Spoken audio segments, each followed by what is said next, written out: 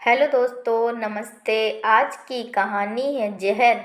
प्राची अपनी सास के रोज रोज के झगड़े से बहुत परेशान हो चुकी थी।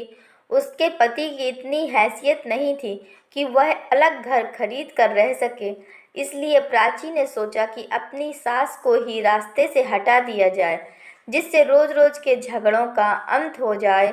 और वह अपने डॉक्टर मामा के पास गई और उसने जहर लेकर आई और अपनी सास को रोज़ रोज़ खाने में मिलाकर देने लगी। लेकिन इसी बीच उसे यह एहसास हुआ कि वह कितना गलत कर रही है। सास तो उसे अपनी बेटी की तरह समझती है। तब प्राची ने क्या किया। प्राची की शादी एक ऐसे परिवार में हुई थी जहाँ पर उसके पति के अलावा केवल उसकी सास थी। प्राची अपनी सास और पति के साथ रहती थी। शुरुआत के दिनों में तो सब ठीक था, लेकिन कुछ समय बाद सास बहू में लड़ाइयाँ होने लगीं। इन झगड़ों ने घर का माहौल खराब कर दिया। इन बातों की वजह से उसका पति विनोद भी परेशान रहता था। प्राची को लगने लगा कि वह अब अपनी सास के साथ नहीं रह सकती है, क्योंकि रोज रोज के झगड़ों के कारण पूरे परिवार और मोहल्ले में उसकी बदनामी हो रही थी। और पति की वजह दूसरा घर लेने अलग रहना संभव ही नहीं था। एक दिन प्राची ने सोचा, क्यों ना अपनी सास को रास्ते से हटा दिया जाए, जिससे घर का सारा कलेश ही खत्म हो जाएगा। प्राची के मामा एक बड़े डॉक्टर थे। वह उनके पास गई और अपनी दुख भरी कहानी सुनाकर बोली, मामा जी, मुझे थोड़ा सा जहर दे दो। मैं अपनी सास को मारकर उससे छुटकारा पाना चाहती हूँ। प्राची के मामा एक अक्लमंद इंसान थे। वो उसकी समस्या समझ गए और उसके समाधान का एक तरीका निकाला और कहा, बेटी, अगर तुम अपनी सास को मारने के लिए जहर का इस्तेमाल करोगी तो सब लोगों को तुम पर शक हो जाएगा और तुम जेल चली जाओगी।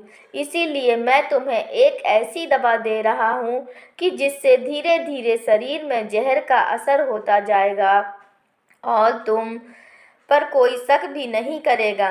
तुमको ये काम रोज करना है कि कुछ अच्छा खाना बनाकर उसमें ये दवा डालकर देना है।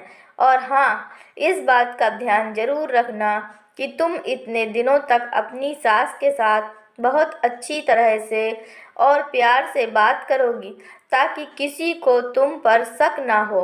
और उनसे लड़ाई झगड़ा मत करना, उनकी हर बात मानना और अपनी माँ की तरह उनके साथ व्यवहार करना। प्राची ने अपने मामा से कहा कि जी मामा जी, मैं इन सारी बातों का पूरा ख्याल रखूंगी। और फिर दवा लेकर प्राची घर आ गई। अब प्राची रोज अच्छा से अच्छा खाना बनाकर अपनी सास के खाने में वह दवा मिला देती और अच्छे तरीके से खाना थाली में लगाकर अपनी सास को देती। जब भी उसकी सास उस पर गुस्सा होती तो वह बड़ी खामोशी से उनकी बातों को सुनती और अपने गुस्से को काबू में रखकर मामा जी की सलाह के अनुसार अपनी सास की खूब सेवा करती और सास की किसी बात का जवाब न देती।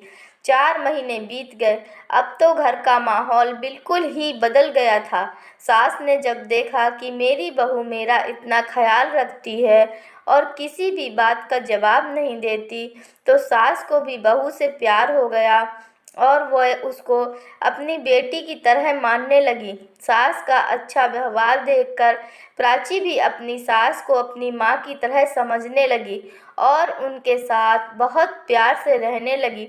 प्राची के इस अच्छे व्यवहार की वजह से उसका पति विनोद भी उससे बहुत खुश रहने लगा और प्राची के अच्छे संस्कार की पूरे परिवार और मोहल्ले में चर्चा होने लगी। सब उसकी बहुत तारीफ करने लगे।